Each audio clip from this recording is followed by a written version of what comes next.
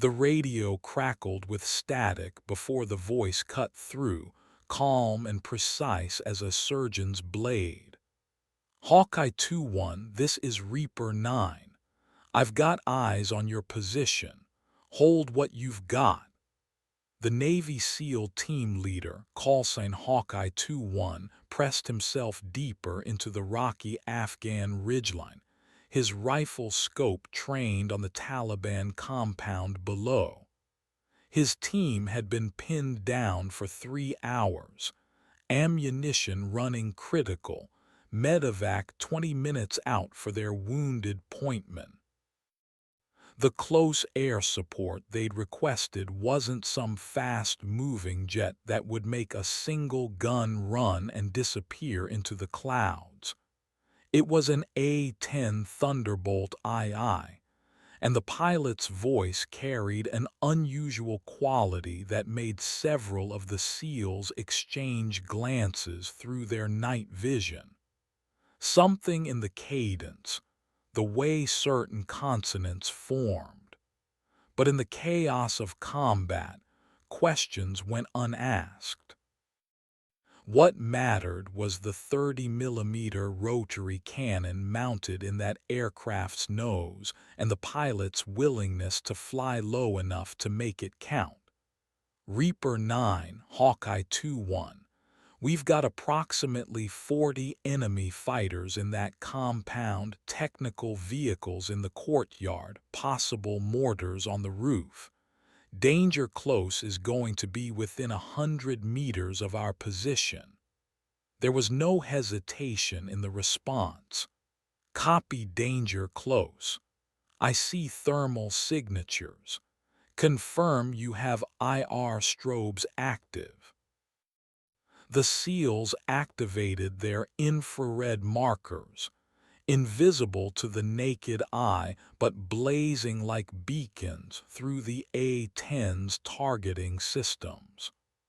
What happened next would be dissected in after-action reports, discussed in Pentagon briefings, and eventually whispered about in ready rooms from Bagram to Coronado.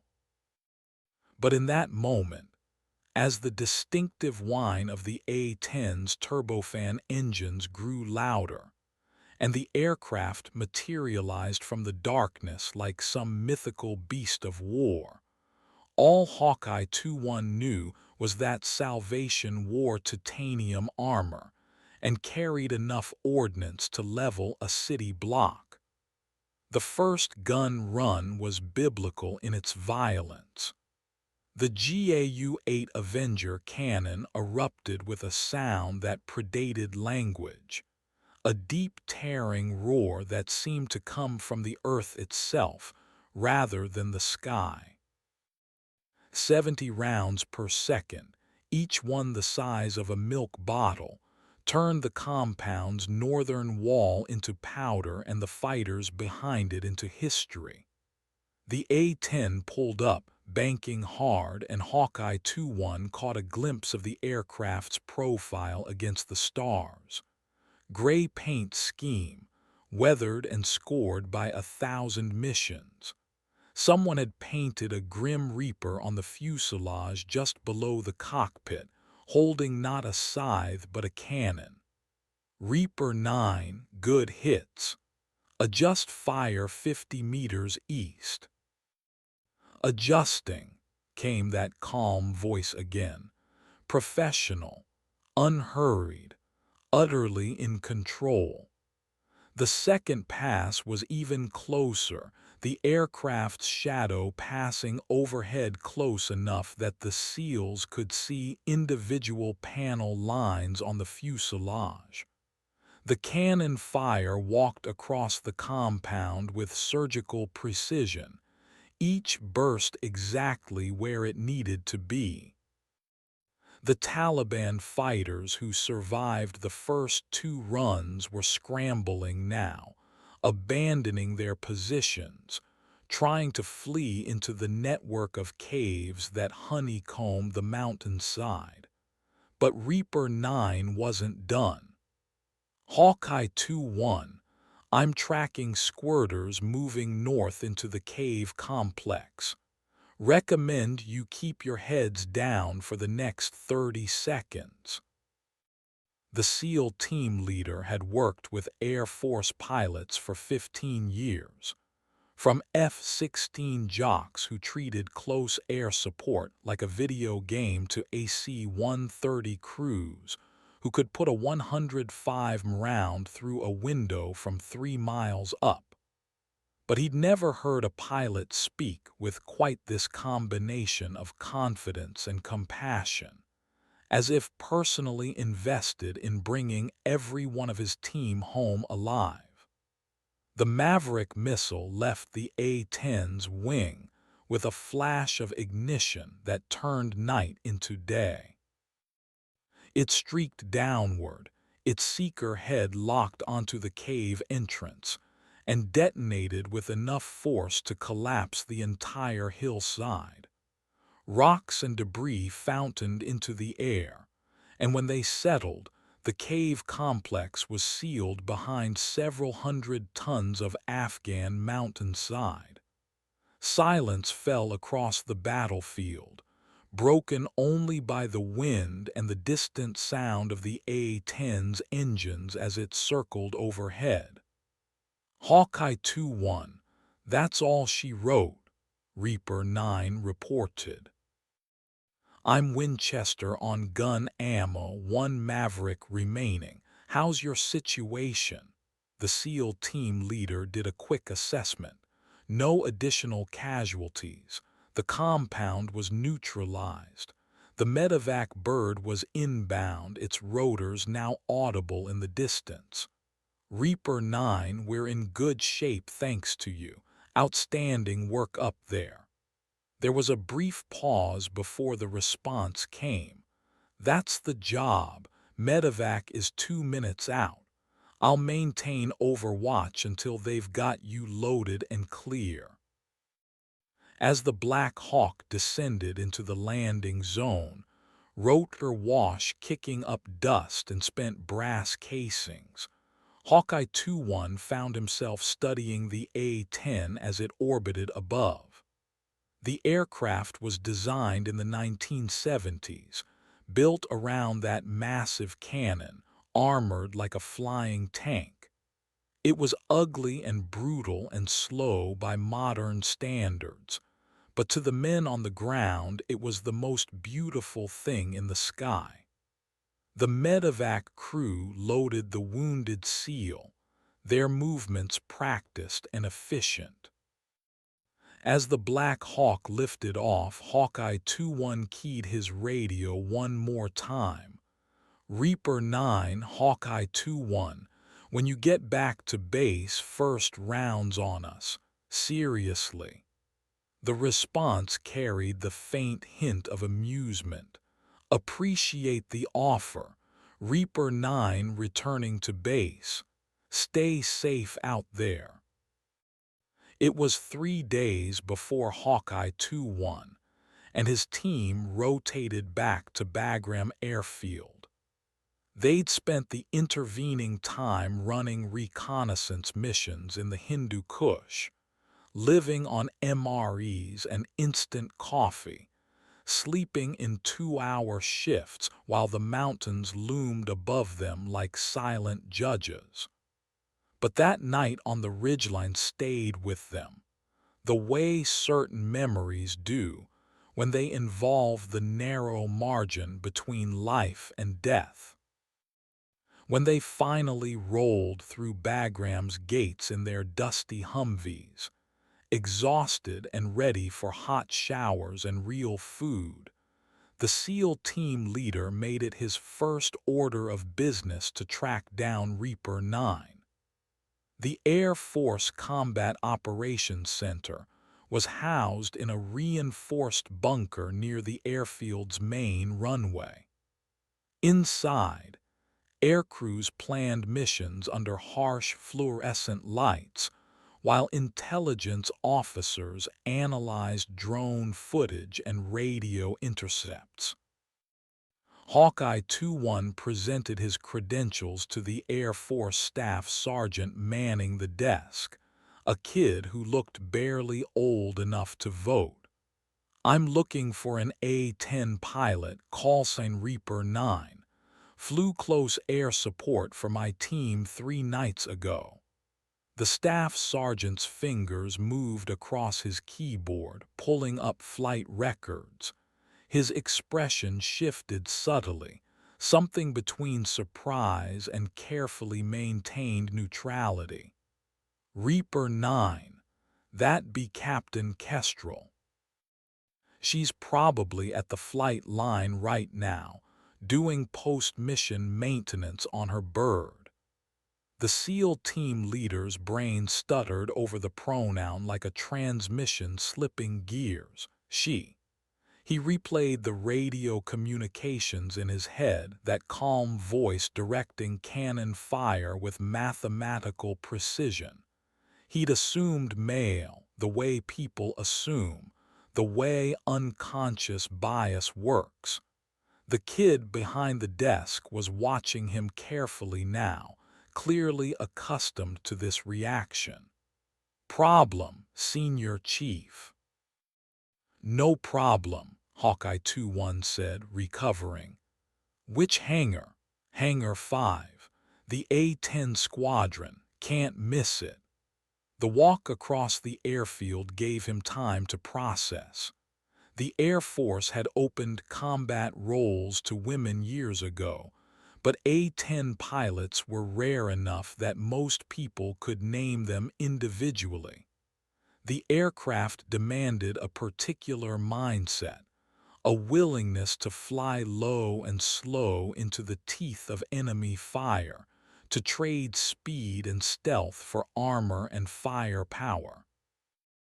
It took a special kind of crazy, regardless of gender. Hangar 5 smelled like jet fuel and hydraulic fluid, and the peculiar metallic tang of aircraft that had been to war and back. 3 A-10s sat in various states of maintenance, their distinctive twin-tail fins like shark fins frozen in mid-breach. Ground crew members moved between the aircraft, conducting inspections, replacing components, arguing good-naturedly about football scores, and whose fault it was that someone's care package had gone missing.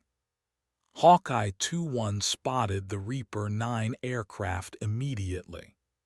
The grim Reaper nose art was even more detailed up close, the figure's hood framing a skull rendered with artistic skill, the cannon in its skeletal hand smoking. Someone had added tally marks below the cockpit, each one presumably representing a successful mission. There were a lot of tally marks. A figure in a flight suit knelt near the A-10's nose landing gear, inspecting something with a flashlight. Hawkeye 2-1 approached, his boots loud on the hangar's concrete floor. The figure stood, turning, and pulled off a battered baseball cap to reveal dark hair pulled back in a regulation bun. Captain Kestrel was maybe 30, maybe younger, with the kind of face that could have belonged to a teacher or a doctor or anyone's sister. There was a faint scar along her jawline, nearly invisible unless you knew to look for it. Her eyes were gray-green, the color of storm clouds over the ocean, and they assessed him with the same calm precision he'd heard in her voice over the radio. "Senior Chief," she said, reading his rank insignia. "Something I can help you with." Hawkeye 2-1 extended his hand. "Hawkeye 2-1, my team wanted to thank you properly for the other night." Her handshake was firm, her hands calloused in the way that comes from thousands of hours gripping a control stick. "Just doing my job. Your guys made it out okay. Thanks to you. Our pointman's going to make a full recovery." She nodded, accepting this the way pilots accept such information, filing it away in whatever mental space they keep the outcomes of their missions. There was no false modesty, no deflection. She'd done the work, and the work had mattered. "Glad to hear it," she said simply. Behind them, one of the ground crew members called out something about hydraulic pressure, and Captain Kestrel held up one hand in acknowledgement before returning her attention to the SEAL team leader. "I need to finish this inspection, but if you and your team want to grab a beer later, there's a joint called the Sandbox near the contractor quarters. Most of the A-10 drivers end up there eventually." "We'll be there," Hawkeye 2-1 promised. As he walked back across the airfield, he found himself thinking about assumptions and expectations. The story of Reaper 9 began not in Afghanistan, but in a small town in Montana, where the sky stretched endless and empty, and the only sound on summer nights was wind moving through wheat fields. Her name was Captain Veronica Kestrel, and she'd grown up understanding that flight was both freedom and function, beauty and brutality intertwined. Her father had flown crop dusters. Her grandfather had flown B-17s over Europe, and she'd soloed in a Cessna on her 16th birthday while her classmates were still learning to parallel park. The Air Force Academy came next, 4 years of physical and mental crucible that forged steel from raw material. She finished in the top 10% of her class, and when assignment night came and they asked for her aircraft preference, she didn't hesitate. "Thunderbolt, aye." The instructors had exchanged glances, the way people do when someone chooses the hard road over the easy one. Fighter pilots got the glory and the air shows and the Hollywood mystique. A-10 pilots got the mud and the blood, and the privilege of flying an aircraft that looked like it had been assembled from spare parts in someone's garage. But Veronica understood what others didn't. The A-10 wasn't about ego or speed or breaking the sound barrier. It was about the soldiers on the ground, the ones who called for help when the situation had gone from bad to catastrophic. It was about bringing people home. Flight school at Davis-Monthan Air Force Base in Arizona was where the mythology really began. The A-10 was unlike any other aircraft in the inventory, and learning to fly it was like learning a different language. The cannon created recoil that could literally slow the aircraft in flight. The engines were mounted high to avoid ingesting debris during low-altitude operations. The cockpit was surrounded by a titanium bathtub designed to protect the pilot from ground fire up to 23 millimeters. Everything about the aircraft screamed survivability over performance. Her call sign came during a training exercise in the Nevada desert. She'd been assigned to provide close air support for a simulated ground team in contact. The scenario was designed to be nearly impossible, the kind of training evolution meant to teach humility and decision-making under pressure. Enemy positions overlapped with friendly forces. Wind shear made targeting difficult. The exercise controllers kept adding complications, waiting for her to make a mistake. She never did. Every gun run was precise. Every communication was clear. And when the scenario finally ended and she landed back at Nellie's, one of the instructor pilots had met her on the flight line with grudging respect in his eyes. "You flew that like death herself was sitting in the cockpit," he'd said. "Cold, patient, absolutely inevitable." The name stuck, Reaper. And when she painted the nose art on her first operational A-10, she'd chosen the Grim Reaper holding a cannon instead of a scythe, making the symbolism explicit. Death from above, but controlled, purposeful, in service of those who needed it most. Her first deployment to Afghanistan came 8 months after flight school. She'd arrived at Bagram in the dead of winter, when the mountains wore snow like shrouds, and the cold cut through layers of thermal gear like it wasn't even there. The other pilots in the squadron had been welcoming but cautious, the way established groups are with new arrivals who haven't yet proven themselves. She didn't push. She showed up early, studied targeting packages late into the night, and volunteered for the missions nobody else wanted. The first time she was called for close air support, a Marine patrol had stumbled into an ambush in the Helmand Valley.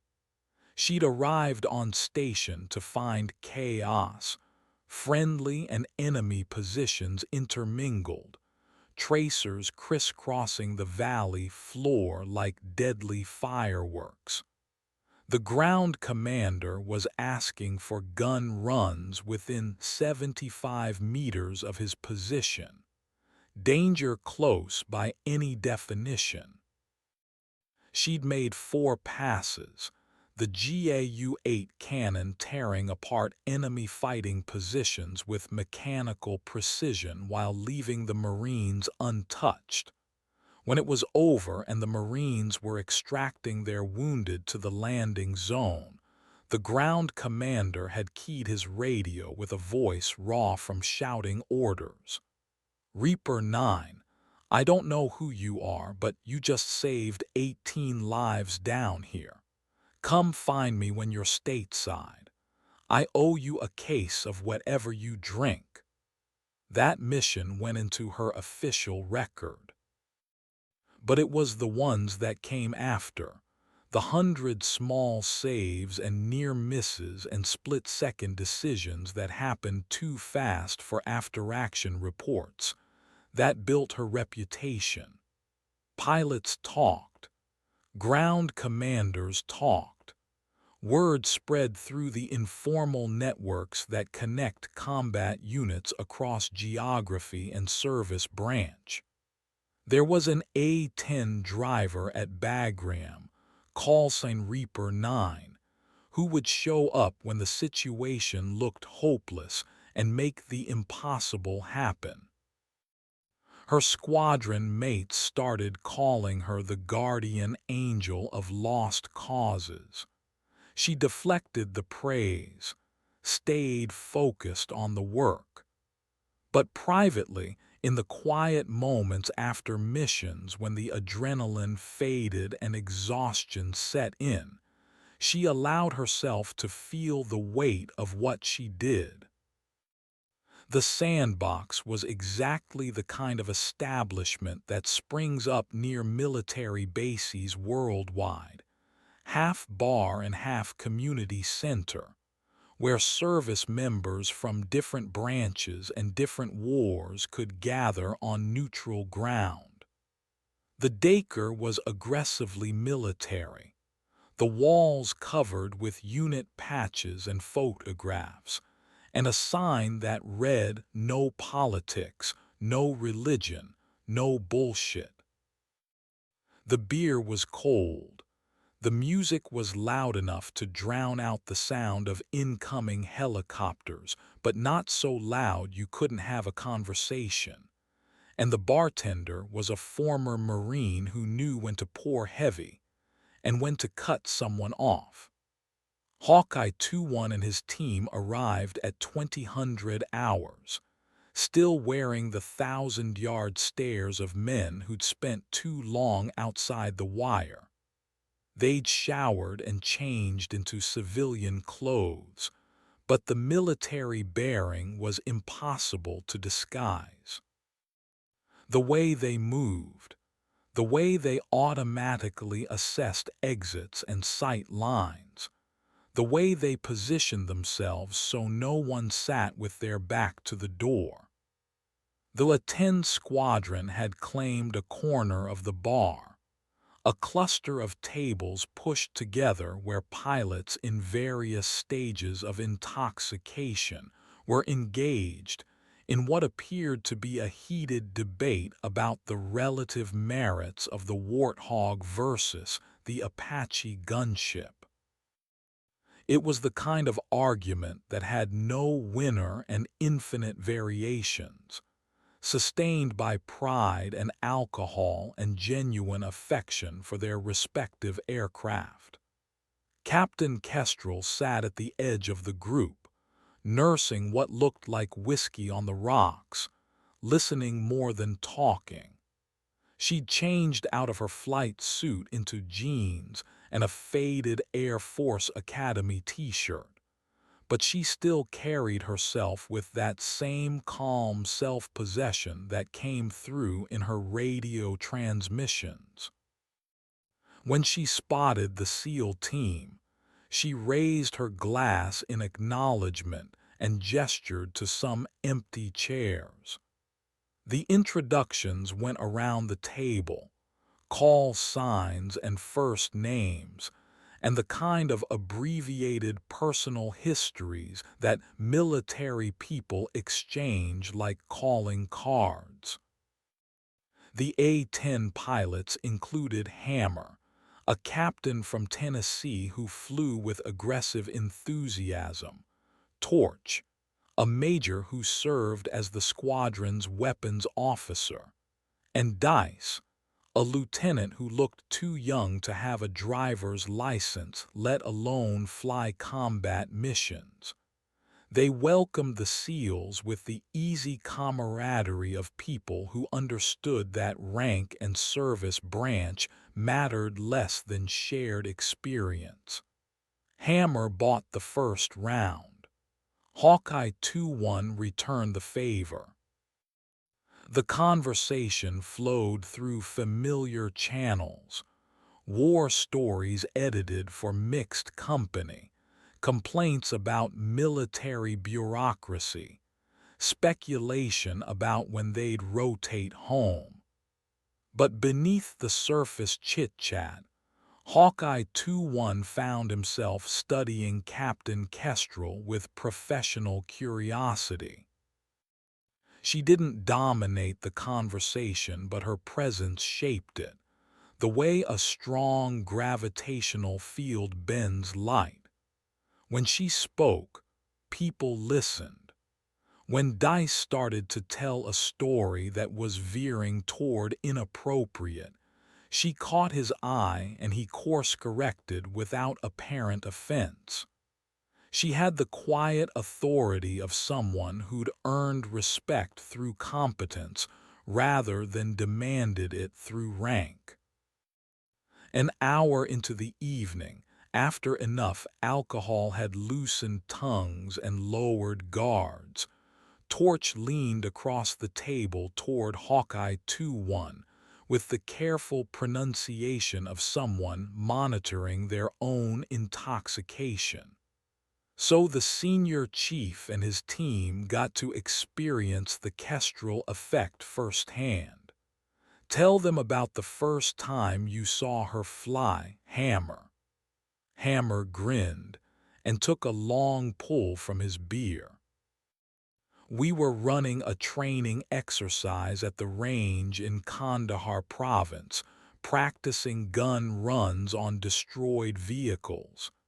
Standard stuff, nothing complicated. Kestrel was new to the squadron, maybe 2 weeks in country. Some of us were. He paused, choosing words carefully, skeptical about how she'd perform under real conditions. Not because of anything she'd done wrong, understand. Just because combat flying is different from flight school, and the A-10 is an unforgiving aircraft if you're not absolutely on your game. Captain Kestrel rolled her eyes but didn't interrupt. This was clearly a story she'd heard before. So we're doing gun runs and everyone's hitting the targets fine. Nothing spectacular, Hammer continued. Then Kestrel lines up for her pass. She comes in lower than anyone else, maybe 75 feet off the deck, and the cannon fire is so precise it's like she's drawing a line across the target with a ruler. Then she pulls up, and I mean pulls up hard, nearly 9 gs, rolls inverted, and comes back around for a second pass from the opposite direction before the brass casings from the first run have hit the ground. He shook his head at the memory. After she landed, the range safety officer pulled her aside. We all figured she was about to get chewed out for hot dogging. Instead, he asked her to demonstrate the maneuver again so he could show the next class of pilots what perfect gun-run mechanics looked like. The table fell silent for a moment, processing this. In military aviation, praise from range safety officers was rarer than enemy MiGs. Hawkeye 2-1 looked at Captain Kestrel, who was studying her whiskey glass like it contained the secrets of the universe. That's when we stopped worrying about whether she could fly, Torch added quietly. The conversation shifted after that, moving away from Captain Kestrel specifically, and toward the broader topic of what made a good close air support pilot. It was a question without a simple answer, involving technical skill and tactical judgment, and a particular psychological makeup that allowed someone to fly into enemy fire while maintaining the calm necessary to make life-or-death decisions at 400 knots.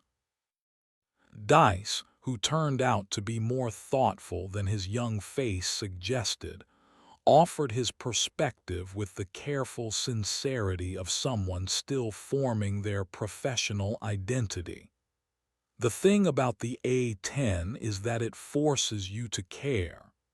In a fast jet, you're making passes at 500 miles per hour, dropping precision weapons from 20,000 feet. You never really see the people you're helping or hurting. It's abstract, clinical. But in the Hog, you're low enough to see individual soldiers, to watch the effect of your weapons in real time. You can't hide from what you're doing. It makes you invested in getting it right. Captain Kestrel nodded slowly, and when she spoke her voice carried a weight that suggested she'd spent considerable time thinking about these exact issues. Every pilot has to find their own way to handle that investment. Some people compartmentalize, treat it like a video game with real consequences. Others lean into the emotion, use it as motivation. I think about the radio calls, the voices on the other end asking for help. Those are real people having the worst day of their lives, and I'm the person who might determine whether they go home to their families or not. That responsibility is heavy, but it's also clarifying. It removes all the extraneous noise and leaves only what matters. The seals understood this in their bones. They lived with similar calculations, similar weights. The decision to pull a trigger or hold fire, to breach a door or wait for backup, to advance or fall back. Combat was an endless series of choices made with incomplete information and measured in fractions of seconds, and you lived with the consequences forever. Hawkeye 2-1 raised his glass. To getting it right.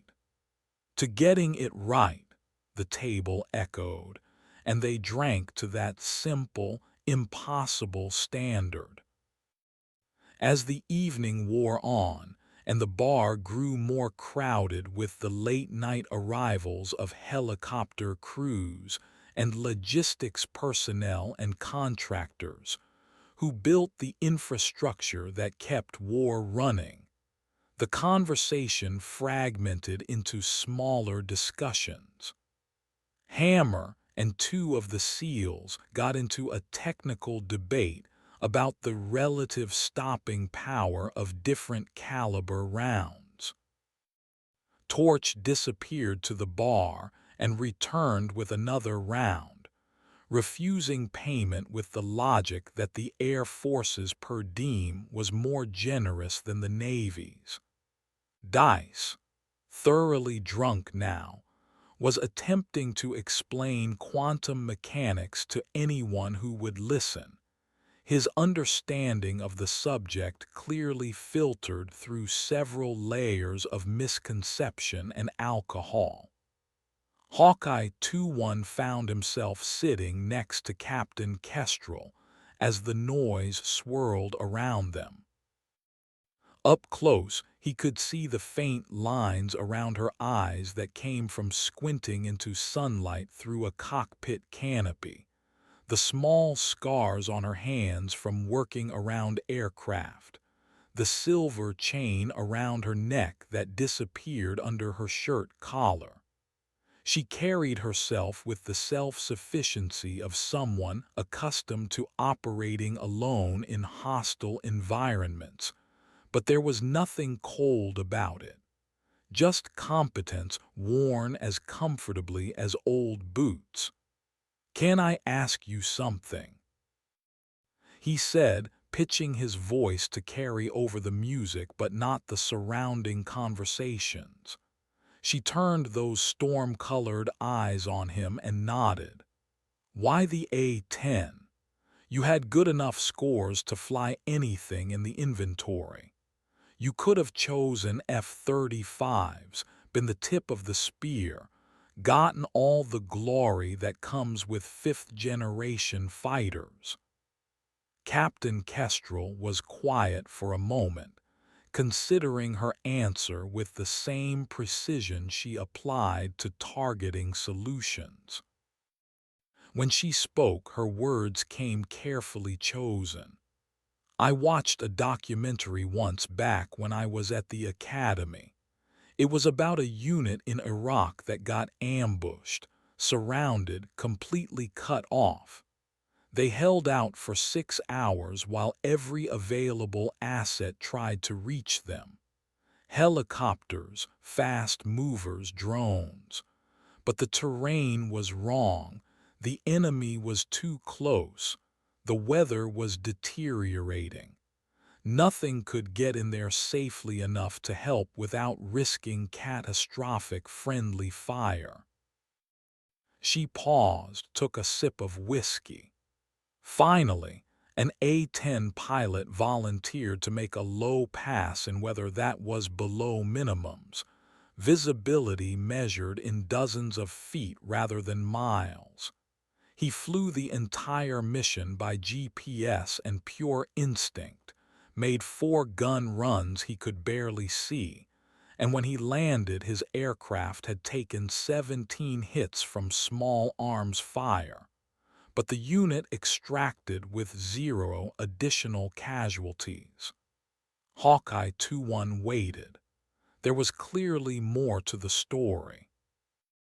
The pilot did a press interview later, and the reporter asked him why he'd risked his life flying a mission that violated half a dozen safety regulations. And he said something I've never forgotten. Captain Kestrel's voice softened, taking on the quality of recitation, words she'd memorized and carried with her. He said, "Those soldiers called for help and nobody was coming, so I went. That's the job. You don't abandon people just because the situation is hard." She met Hawkeye 2-1's eyes directly, and he saw in her expression something he recognized from mirrors after difficult missions. The absolute conviction that comes from knowing your purpose and accepting its costs.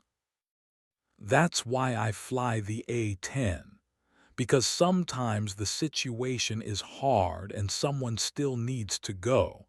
I want to be the person who goes. It was the most honest answer he'd ever heard to any question, delivered without drama or self-aggrandizement. Just truth, plain and unvarnished. Before he could respond, Hammer called out from across the table, "Kestrel, tell them about Objective Scorpion." The captain's expression shifted to something between amusement and resignation. "You're never going to let that one go, are you?" "Never," Hammer confirmed cheerfully. "It's the best mission story in the squadron, and you tell it way better than I do." Captain Kestrel sighed but nodded, recognizing that resistance was futile. The table quieted, conversations trailing off as people turned their attention to her. Even in a bar full of combat veterans with their own stories, there was something about the way she carried herself that commanded attention.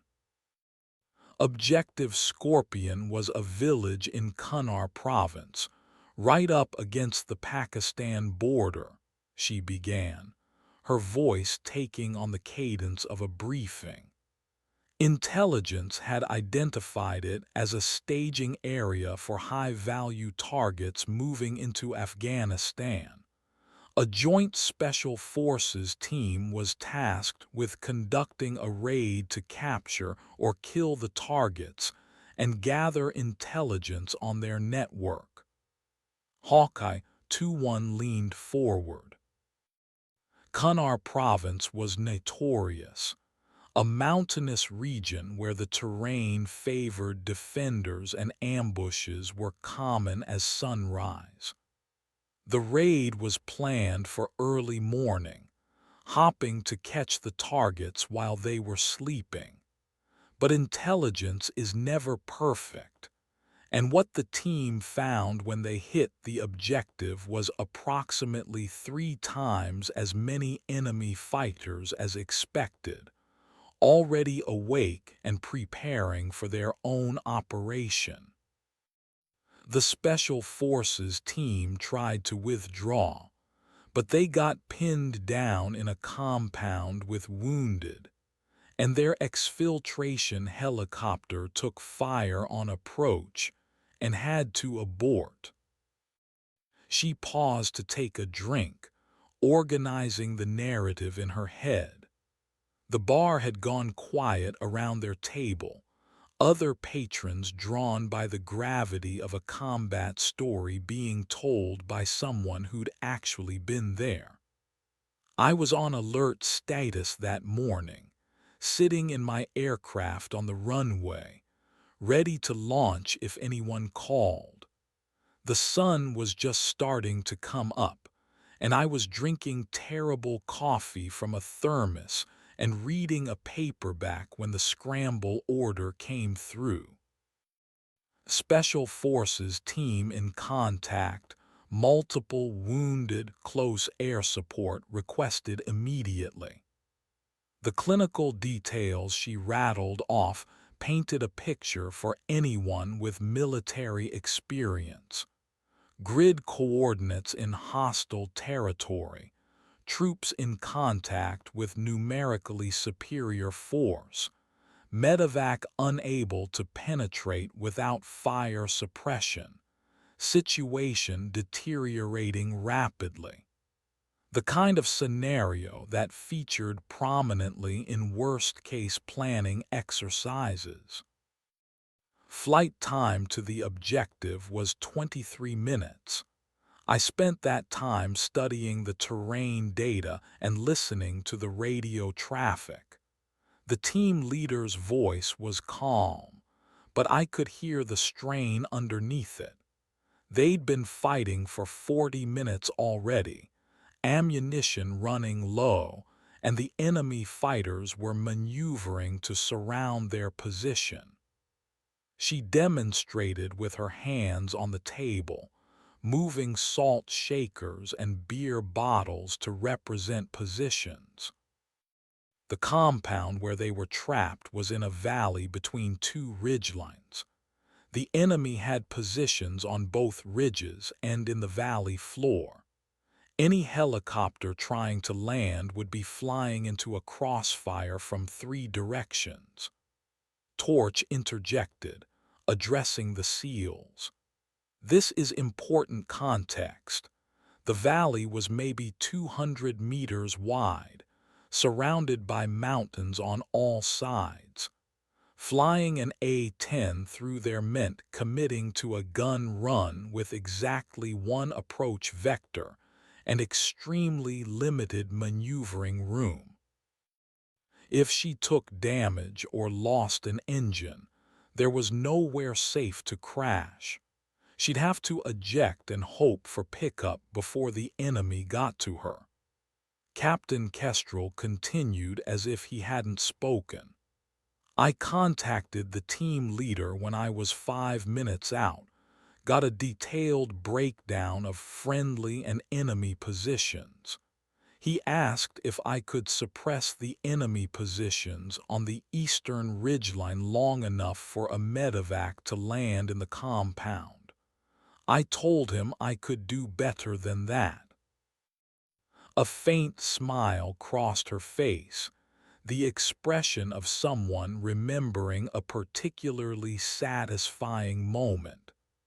I came in from the north, flying below the ridgelines, using the terrain to mask my approach. The tactical beauty of what she described was apparent to everyone at the table. By flying below the ridgelines, she'd rendered herself invisible to the enemy fighters until she was nearly on top of them, trading the safety of altitude for the advantage of surprise. It was the kind of decision that looked brilliant in retrospect, but required absolute confidence in execution. First pass was against the eastern ridge. I put a 3-second burst from the GAU-8 into the enemy positions there, maybe 200 rounds. The 30mm high-explosive incendiary rounds don't just kill, they obliterate. I'm talking about weapons that were originally designed to destroy Soviet tanks. When they hit personnel or unarmored structures, the effect is devastating.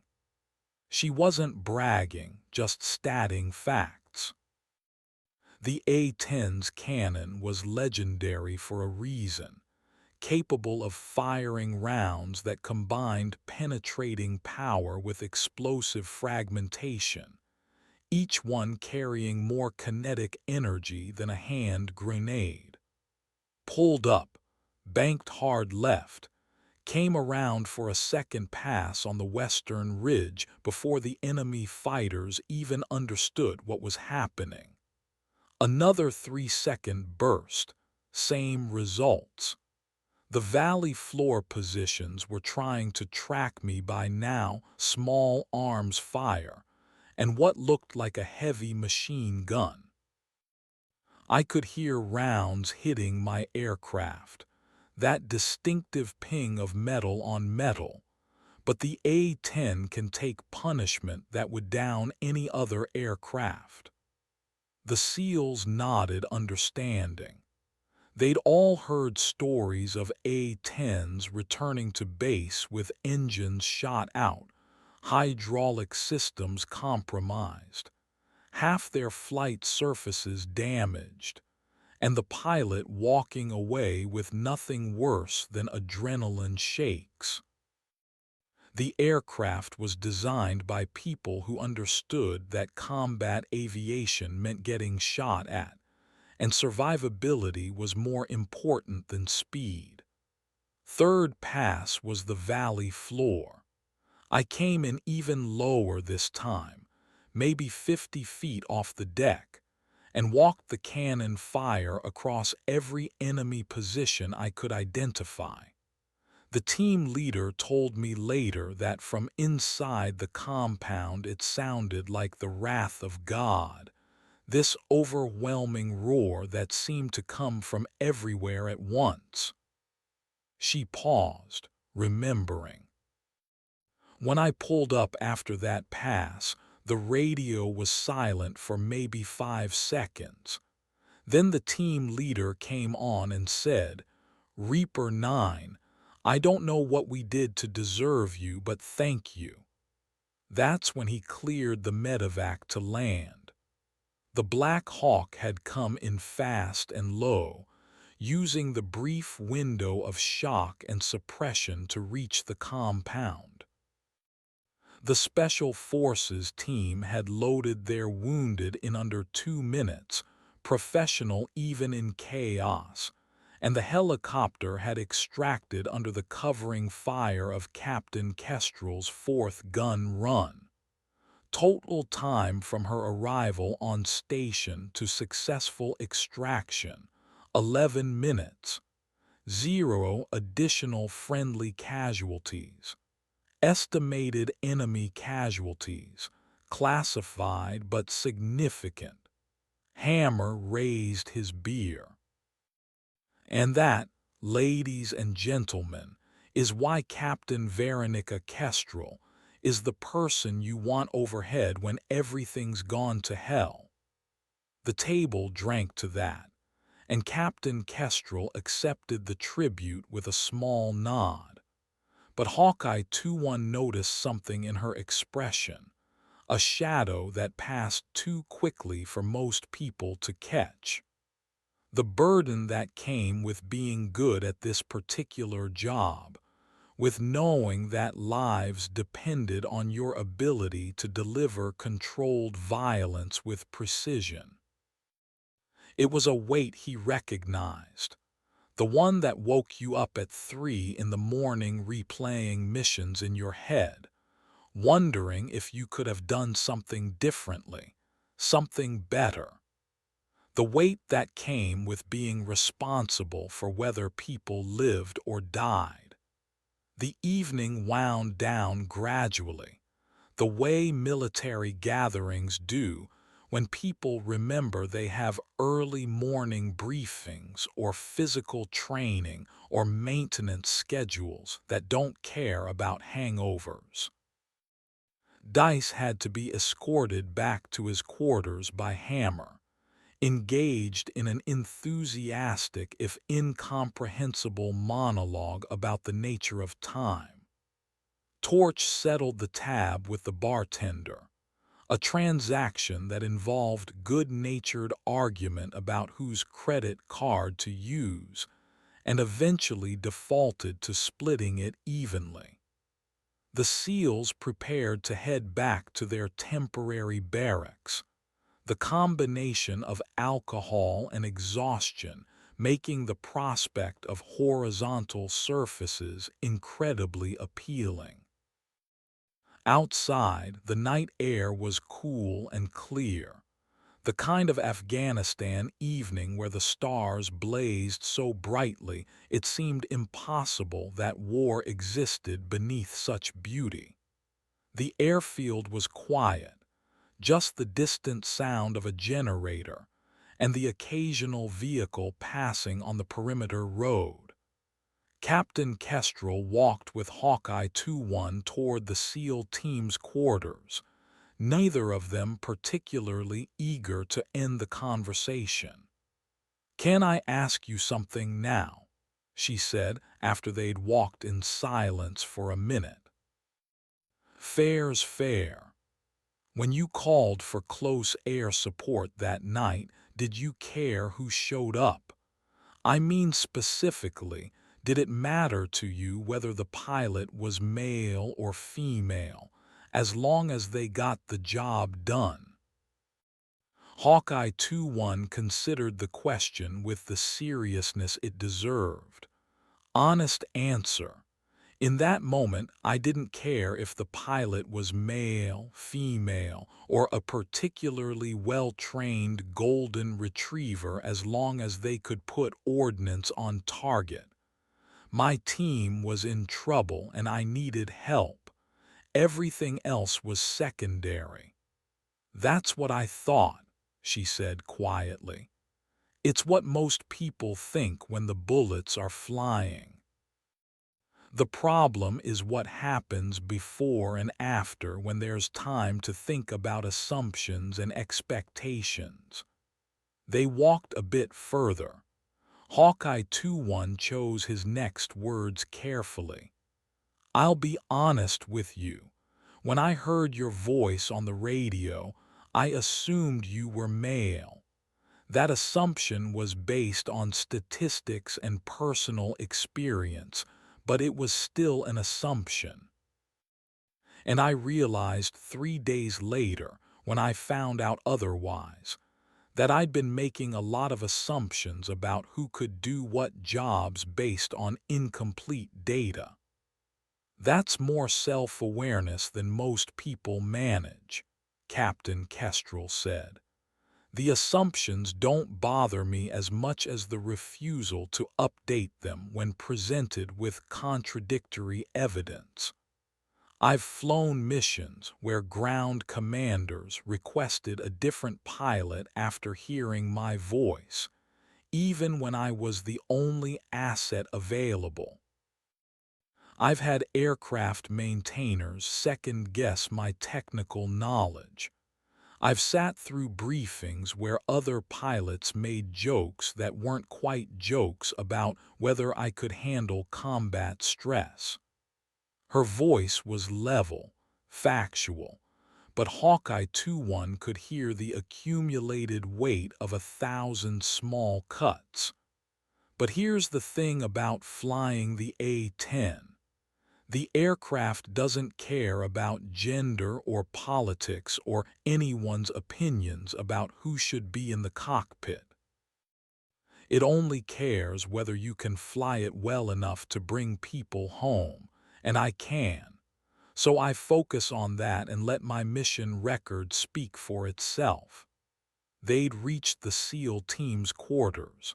Hawkeye 2-1 extended his hand one more time. "For what it's worth, Captain, your mission record speaks volumes. And the next time my team needs close air support and I hear Reaper 9 on the radio, the only thing I'm going to think is, thank God she's here." She shook his hand firmly. "That's all any of us can ask for. Stay safe out there, Senior Chief." He watched her walk back toward the airfield, a solitary figure moving through pools of light from the overhead lamps. She carried herself like someone who'd learned to be comfortable in her own company.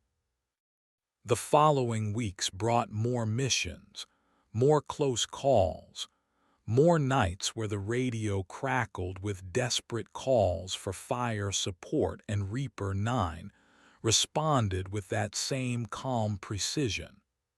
Hawkeye 2-1 SEAL team rotated out of Afghanistan, replaced by another team who would learn the same lessons about assumption and competence. The war continued its grinding progression, indifferent to individual stories or personal growth. But something had shifted in how people talked about Captain Veronica Kestrel. The story of Objective Scorpion spread through the informal networks, picking up details and losing others the way stories do, but maintaining its essential truth. There was an A-10 pilot at Bagram who would fly through hell itself to bring people home. Commanders began requesting her specifically for high-risk missions. Other pilots studied her techniques, trying to understand what made her gun runs so precise, her communication so clear, her decision-making so consistently sound. The squadron commander put her up for a Distinguished Flying Cross, documenting mission after mission where her actions had directly saved lives. She deflected the attention with the same quiet competence she brought to everything else, focusing on the work rather than recognition. But privately, to the few people she trusted enough to share such thoughts, she admitted that the recognition mattered because of what it represented. Not personal glory, but validation that competence transcended categories, that who you were mattered less than what you could do. One evening, 2 months after the mission that had brought Hawkeye 2-1's team and Reaper 9 together, Captain Kestrel received an unusual request. A group of newly arrived A-10 pilots, fresh from flight school and uncertain about their ability to measure up to the legends they'd heard, asked if she'd be willing to share some of her experience. It wasn't official mentorship, just combat veterans trying to prepare the next generation for the reality of what they'd signed up for. She agreed, and they met in a briefing room after regular duty hours, a half-dozen young pilots who looked at her with a mixture of respect and anxiety. She understood the feeling. She'd been there herself not so long ago, knowing the theory but uncertain about the practice, wondering if she had what it took to perform under the ultimate pressure. "The most important thing I can tell you," she began without preamble, "is that close air support isn't about you. It's about the soldiers on the ground who called because their situation has gone beyond what they can handle alone. Your job is to be the extension of their will to survive, to take the technical skill you've developed and put it in service of bringing them home." She let that settle before continuing. "You're going to face situations where the enemy is within meters of friendly forces, where the margin for error is measured in feet rather than yards. You're going to hear fear in people's voices and panic and desperation. Your job is to be the calm in that chaos, to make the precise decisions that separate mission success from catastrophe." One of the young pilots, a lieutenant named Vasquez, raised her hand tentatively. "How do you handle the pressure? I mean, knowing that people's lives depend on you getting it exactly right." Captain Kestrel smiled slightly. "You train until the mechanics become automatic, so your conscious mind is free to handle the variables. You learn to compartmentalize emotions without losing empathy. You develop trust in your own judgment based on evidence and experience rather than hope. And you accept that perfection is impossible, but excellence is achievable, and excellence is good enough. She walked them through specific scenarios, drawing on her own missions without providing identifying details that would compromise operational security. The ambush in Helmand Province, where she'd made gun, runs parallel to a road with friendly forces on one side and enemy on the other, a margin for error measured in single-digit meters. The night mission in Kandahar, where dust and darkness had reduced visibility to nearly zero, and she'd relied on instruments and radio guidance from a joint terminal attack controller to engage targets she could barely see. The mission where her aircraft had taken damage that rendered half her systems inoperative, and she'd completed her gun runs anyway before limping back to base on emergency power. Every mission teaches you something, she told them. Sometimes it's a technical lesson about aircraft performance or weapons employment. Sometimes it's about human psychology, about how people behave under extreme stress. Sometimes it's about yourself, about where your limits are and how to extend them. Pay attention to all of it. The learning never stops. For 2 hours she talked, and they listened with the intensity of people receiving knowledge that might someday save their lives or the lives of others. She shared the practical wisdom that doesn't appear in flight manuals. How to manage fatigue on long missions. How to communicate effectively with ground commanders from different service branches. How to process the moral weight of delivering violence, even righteous violence in defense of others. Vasquez asked another question as the informal session was winding down. Do you ever think about the people you've killed? The room went silent. It was the question everyone wondered about but rarely voiced, the one that probed at the psychological reality beneath the tactical surface. Captain Kestrel was quiet for a long moment before answering. Yes. Not in graphic detail, but I think about the fact that every time I press the trigger, I'm ending human lives. And I've made peace with that through a very simple framework.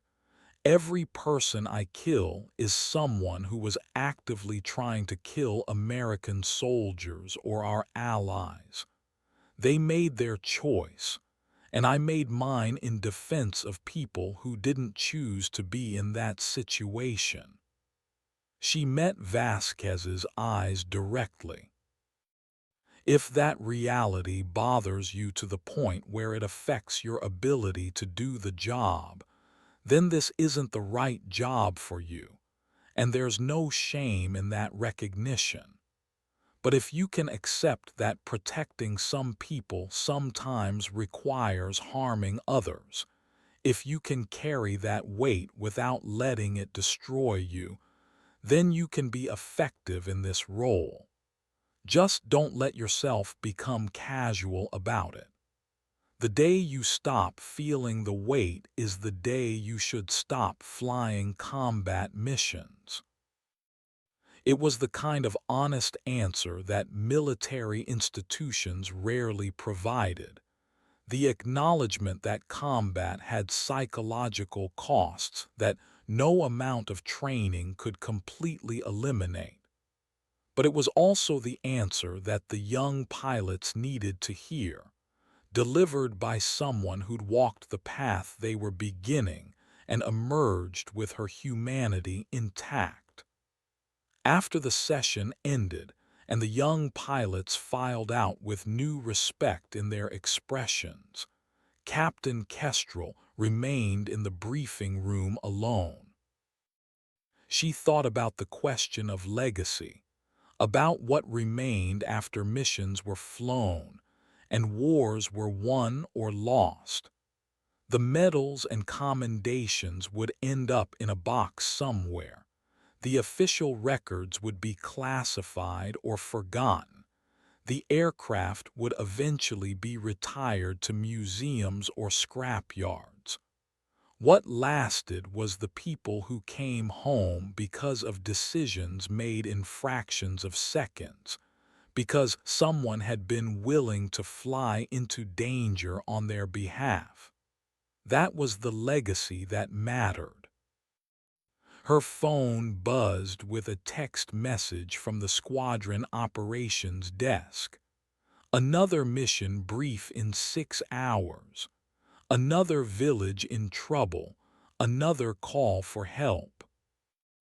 The rhythm of deployment, the endless cycle of preparation and execution and recovery. She stood, stretching muscles that had grown stiff from sitting, and headed toward her quarters for whatever sleep she could manage before the next scramble. The work was never finished, but that was precisely why it mattered. The recognition came 3 months later, during a ceremony attended by senior officers from multiple service branches. The Distinguished Flying Cross was presented by a 2-star general who'd read the classified mission reports and understood exactly what Captain Veronica Kestrel had accomplished.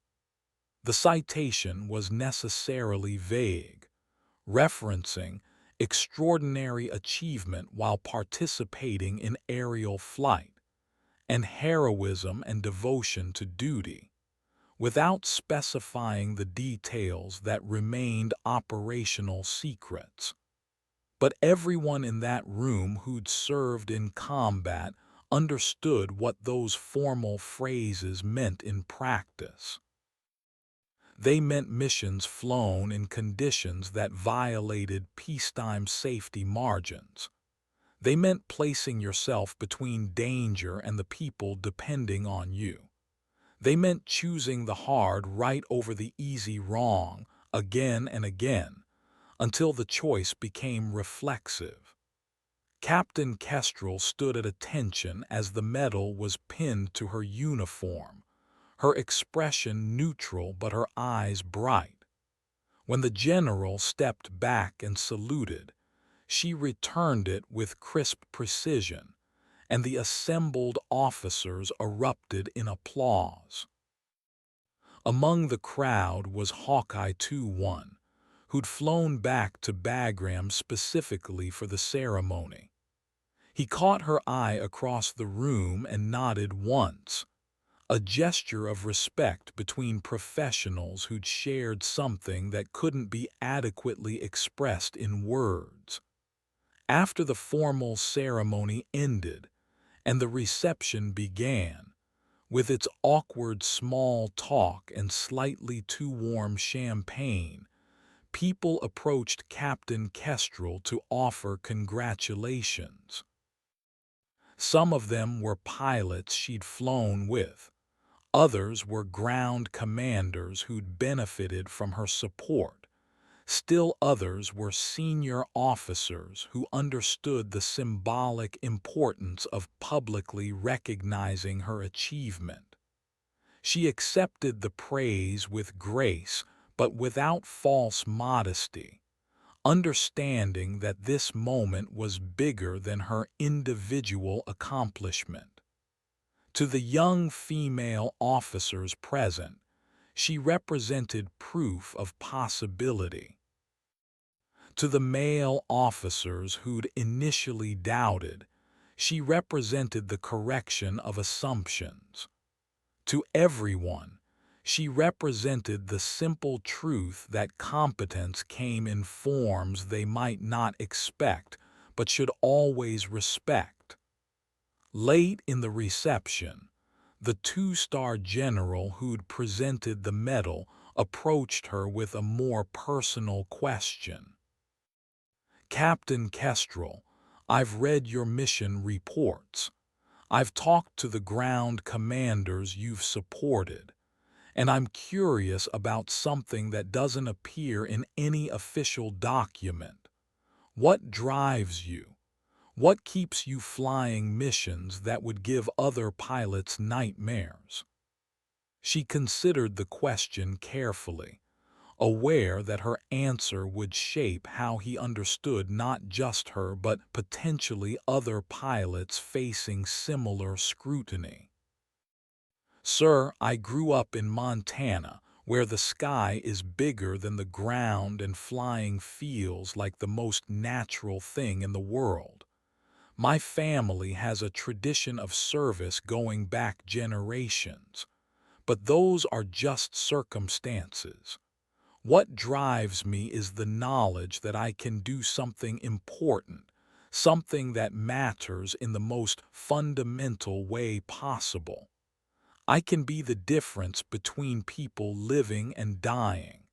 That's not a burden to me, it's a privilege." The general nodded slowly. "The Air Force needs more pilots with that perspective. We've spent so much time and energy arguing about who should be allowed to fly combat missions that we've sometimes lost sight of the only question that matters. Can they do the job well? You've answered that question definitively. With respect, sir, I've only answered it for myself. Every pilot has to prove their competence individually. My hope is that my example makes it easier for the next generation to be evaluated on their merit rather than their demographics." "That's a reasonable hope," the general said. "And for what it's worth, I think you're succeeding." The deployment eventually ended, as all deployments do. Captain Kestrel rotated back to Davis-Monthan Air Force Base in Arizona, where the A-10 squadron conducted training missions in the desert and prepared for the next deployment cycle. The transition from combat to garrison duty was always strange, the sudden absence of urgency creating a vacuum that took time to fill. She fell into the routine of peacetime military life, the endless cycle of training and evaluation and paperwork and maintenance. But part of her remained in Afghanistan, in the mountains and valleys where she'd flown missions that mattered in ways training never could. She wasn't alone in that feeling.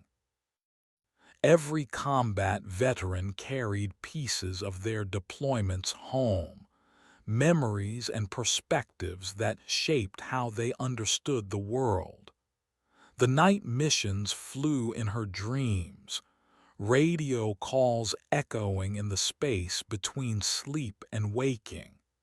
She learned to manage it the way veterans always have, through time and routine and the company of others who understood without needing explanations.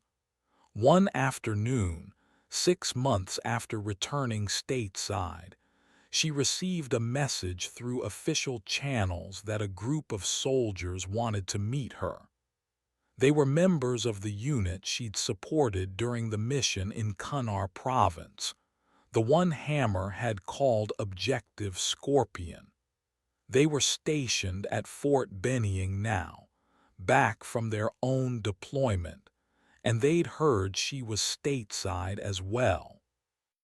The meeting was arranged at a coffee shop in Tucson, neutral ground away from military installations and rank structures. Captain Kestrel arrived early, ordering black coffee and claiming a table near the window where she could watch the street. She recognized the soldiers when they arrived not by their appearance but by the way they moved, that characteristic military bearing that transcended civilian clothes. The team leader who'd coordinated with her during the mission extended his hand. "Captain Kestrel." "I'm Master Sergeant Ramirez. We spoke on the radio during the worst morning of my professional life." They shook hands and she gestured for the group to sit. There were 5 of them, Special Forces soldiers who'd survived that valley in Kunar and carried the experience like invisible scars. They ordered coffee, made small talk about the weather and traffic and the peculiar culture shock of returning to America after deployment. Then Ramirez got to the point. "We wanted to thank you in person. During the mission, everything was chaos and adrenaline and we didn't really process what you did. But afterward, when we had time to think about it, we realized you'd flown into a situation where most pilots would have declined the mission as too dangerous. The valley was too narrow, the terrain too unforgiving, the enemy fire too concentrated. You had multiple legitimate reasons to say no." Captain Kestrel shook her head. "You called for help. That's not a request I take lightly." "We know," another soldier said, "and that's why we're here, because we're alive to be here and without you we wouldn't be." They'd brought something for her, a plaque they'd had made privately. It featured the unit's insignia, the coordinates of that valley in Kunar province, and a simple inscription, "To Reaper 9 who came when no one else would." She accepted it with genuine emotion, the kind that made her throat tight and her eyes bright. The months turned into years, and Captain Veronica Kestrel's career progressed through the ranks and assignments that defined a successful Air Force officer. She served as a flight instructor, teaching new A-10 pilots the technical skills and tactical judgment that had defined her own service. She completed a master's degree in international relations, studying the strategic context that gave meaning to tactical missions. She deployed again, and then again, accumulating flight hours and mission records that documented a career spent in service of something larger than herself. The A-10 itself became a symbol in military debates, with politicians and analysts arguing about whether the aging aircraft should be retired in favor of more modern platforms. Captain Kestrel contributed to those discussions when asked, providing the perspective of someone who'd flown the aircraft in combat and understood both its capabilities and limitations. Her testimony before congressional committees was measured and factual, avoiding politics while advocating for the soldiers who depended on close air support to survive in combat. The A-10 was designed for a specific mission: close air support in contested environments, she told a committee of skeptical legislators.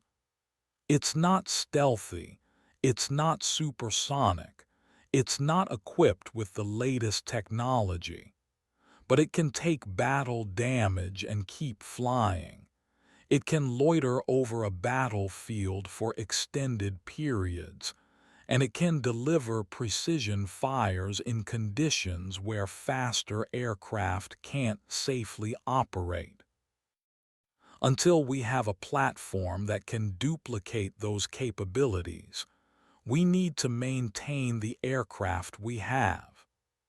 The debate continued, as military debates always do, caught between budget constraints and strategic requirements, and the institutional momentum that makes large organizations resistant to change. But the A-10 remained in service, supported by a coalition of pilots, ground commanders, and policymakers who understood its unique value. Captain Kestrel was promoted to major, then lieutenant colonel, accumulating responsibilities that gradually moved her away from the cockpit and toward leadership roles. She commanded a squadron, mentored junior officers, served on planning staffs that determined how air power would be employed in future conflicts. The work was important but different, requiring political skills and bureaucratic navigation rather than stick-and-rudder flying. She missed the simplicity of combat missions, where success and failure were measured in concrete outcomes rather than position papers and PowerPoint presentations. But she understood that expertise came with obligations. She'd spent years developing knowledge about close air support, about how to train pilots and employ aircraft and support soldiers on the ground. That knowledge needed to be passed forward, integrated into doctrine and training programs, and the institutional memory that would outlast any individual career. It was a different kind of service, less visceral but equally important. 20 years after that night on the Afghan ridgeline, when Hawkeye 2-1 SEAL team had first heard her voice on the radio, Colonel Veronica Kestrel retired from active duty. The ceremony was held at Davis-Monthan, with current squadron members and veteran pilots gathering to mark the end of a career that had spanned decades and multiple wars. The speeches followed the traditional format, recounting accomplishments and offering tributes that balanced personal warmth with professional respect. But what stayed with the assembled crowd was the final speech, delivered by Colonel Kestrel herself, as she prepared to transition from active service to whatever came next. She spoke about the honor of wearing the uniform, about the privilege of flying in defense of others, about the lessons learned from 20 years of service to something larger than herself. Her voice was steady, her words carefully chosen, but the emotion underneath was palpable to everyone who'd known her. "I've been asked what I'm most proud of in my career," she said, looking out at the assembled faces. "It's not the medals or the promotions or the recognition. It's the knowledge that somewhere soldiers I'll never meet are alive today because I was willing to answer when they called. That's the real measure of success in this profession. Not what you accumulate for yourself, but what you give to others when they need it most." She paused, gathering her thoughts for the final point she wanted to make. "I came into the Air Force at a time when there were still people who questioned whether women should fly combat missions. I've spent my career proving that competence has no gender, that dedication and skill matter more than demographics. My hope is that the next generation won't have to prove that same point, that they'll be evaluated purely on their ability to do the job. But if they do face those questions, I hope my example provides some small measure of encouragement." The applause that followed was sustained and genuine, coming from people who understood exactly what she'd accomplished and what it had cost.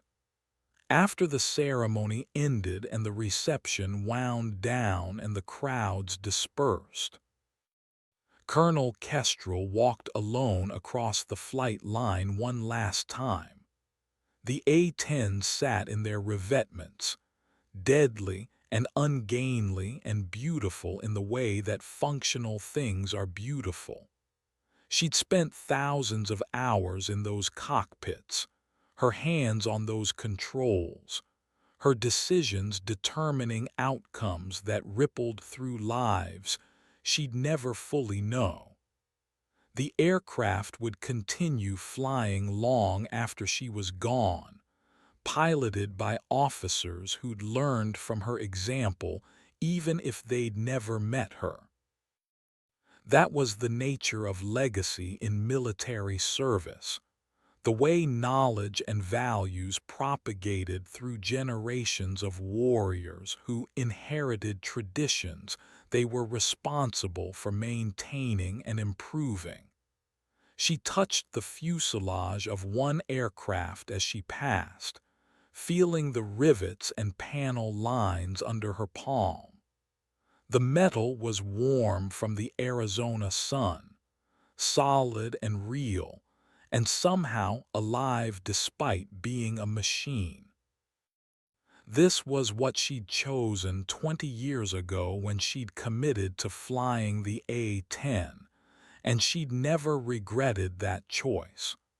Not through the difficult missions or the bureaucratic frustrations or the moments when she'd wondered if the cost was worth the benefit. It had been worth it. Every flight, every mission, every decision that brought someone home. That night, Colonel Kestrel sat in her quarters and wrote a letter to her younger self, the one who'd walked into the Air Force Academy uncertain about whether she belonged in this world. She wrote about the challenges and triumphs, about the people she'd met and the places she'd seen, about the profound satisfaction that came from doing difficult work in service of something that mattered. She wrote about the importance of staying true to yourself even when others questioned your place, about proving competence through action rather than argument, about the quiet pride that came from knowing you'd given everything to something worth giving to. The letter would never be sent, of course. It was an exercise in reflection, a way of processing 20 years of experience and extracting meaning from the accumulated memories. But writing, it helped her understand her own story, the arc that connected that young woman in Montana who dreamed of flying to the veteran officer preparing for the next chapter of her life. She sealed the letter in an envelope and filed it away with other mementos from her career. Then she turned off the lights and went to sleep, ready for whatever came next. The story of Reaper 9 became part of military folklore. In ready rooms and briefing halls and the informal spaces where service members gathered, people told the story of the A-10 pilot who'd flown missions that others declined, who'd brought people home through skill and courage and absolute determination. The details varied in the telling, the way stories always do, but the essential truth remained constant. The name became synonymous with competence and dedication, a standard against which other pilots measured themselves.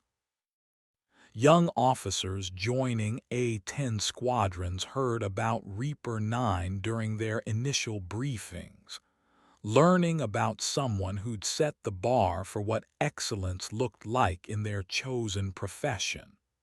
The story crossed service branches, told by SEALs and Special Forces soldiers and Marines who'd benefited from close air support during desperate moments. It appeared in professional journals and case studies, analyzed for tactical lessons and leadership principles. It inspired a generation of female officers who saw in Veronica Kestrel's career proof that they belonged in roles that had traditionally excluded them. But perhaps the most important legacy was the one that never got written down in official records or discussed in formal settings. It was the simple fact that somewhere, years after Reaper 9 had retired from active service, a radio call would go out from a unit in contact. Close air support would arrive, precise and professional and absolutely committed to bringing those soldiers home. And someone would think, even if they never said it aloud, that's how Reaper 9 would have done it. The standard had been set. The example had been established. The next generation of pilots understood what was expected of them, not because of regulations or directives, but because someone had shown them what right looked like. That was the real legacy. Not the medals or the recognition or the stories told in bars and ready rooms. It was the quiet propagation of excellence through example, the way values moved from one generation to the next through demonstration rather than declaration. Years later, long after Colonel Kestrel had transitioned to civilian life, she received a message from a young A-10 pilot she'd never met. The pilot had just completed her first deployment, had flown missions in support of ground forces in the Middle East, and wanted to thank Colonel Kestrel for the example she'd set. "I'm writing to thank you for showing me what was possible," the message read. "When I was at the academy and considering what aircraft to fly, I read about your career. I learned about the missions you'd flown and the standard you'd set, and I knew that if you could do it, then there was a path forward for me as well. I flew my first combat mission last month, supporting a Marine unit in contact. The situation was intense. The enemy was close to friendly forces, and I had to make gun runs that pushed my limits. But I kept thinking about how you'd handle it, about the precision and calm you demonstrated throughout your career. And when the mission was over and the Marines were safe, the ground commander told me I'd done outstanding work. I wanted you to know that your legacy continues, that the standard you set still matters." Colonel Kestrel read the message multiple times, feeling something settle in her chest that she couldn't quite name.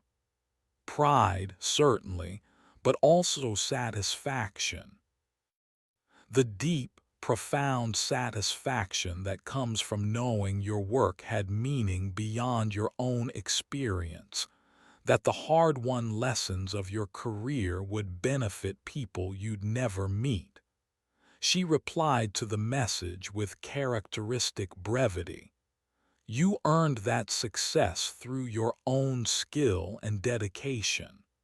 I'm proud to have played any small role in your journey. Fly safe, and remember that every mission matters."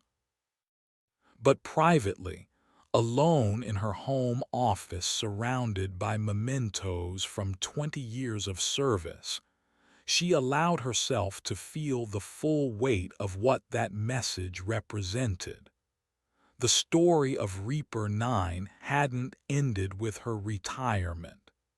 It had transformed into something larger, a standard that transcended any individual and became part of the culture that defined close air support pilots. She'd contributed to something that would outlast her, that would continue benefiting soldiers and pilots long after she was gone. That was enough. More than enough. It was everything. The sky outside her window was clear and blue, the same sky she'd flown through for 2 decades. She could still hear the whine of turbofan engines, still feel the stick in her hand, still sense the weight of responsibility that came with being someone's guardian angel on their worst day. Those experiences were part of her now, woven into her identity as permanently as the scars on her hands from years of working around aircraft. She would carry them forward into whatever came next, whatever new challenges and opportunities emerged in the civilian world. But she would always be a pilot first, shaped by the years when the radio would crackle and someone would call for help, and she would answer without hesitation. That was the real story of Reaper 9. Not the missions or the medals or the recognition, but the simple, profound commitment to being present when people needed help, to flying into danger on behalf of others, to setting a standard through action rather than words, to showing that competence and dedication transcended every boundary that people tried to impose. The sun was setting now, painting the Arizona sky in shades of gold and crimson. Colonel Kestrel stood at her window and watched the light fade, thinking about the young pilots who were somewhere flying missions right now, carrying forward the traditions and values that defined their profession. She raised her glass in a silent toast to them, to all the guardian angels who answered when people called. And somewhere, thousands of miles away in a combat zone whose name she didn't know, an A-10 pilot pressed the trigger on a GAU-8 cannon and delivered salvation to soldiers who thought they'd run out of options. The pilot's call sign didn't matter. The location didn't matter. What mattered was the commitment, the skill, the absolute determination to bring people home. That was the legacy of Reaper 9, living on in every pilot who understood that close air support wasn't about the aircraft or the weapons or the technology. It was about the soldiers on the ground, the ones who called for help when everything had gone wrong. It was about being the person who went when the situation was hard. It was about proving, again and again, that excellence had no demographic boundaries and competence earned respect regardless of who demonstrated it. The story continued. The missions continued. The work of protecting those who couldn't protect themselves continued, carried forward by new generations who inherited both the responsibility and the example of those who'd come before. And in that continuation, in that passing of knowledge and values from one generation to the next, Colonel Veronica Kestrel found the meaning that had driven her throughout her career. She'd been part of something larger than herself. She'd contributed to something that mattered. She'd shown that the sky belonged to anyone with the skill and determination to master it. That was enough. That would always be enough. The story of Reaper 9 would continue long after she was gone, told and retold in ready rooms and briefing halls, inspiring new pilots to reach for excellence and prove their worth through action rather than argument. And somewhere in those stories, in the spaces between the tactical details and the dramatic moments, lived the simple truth that had defined her career. When someone called for help, you answered. No matter how hard the situation, no matter what doubts or obstacles stood in the way, you answered. You went. You brought them home.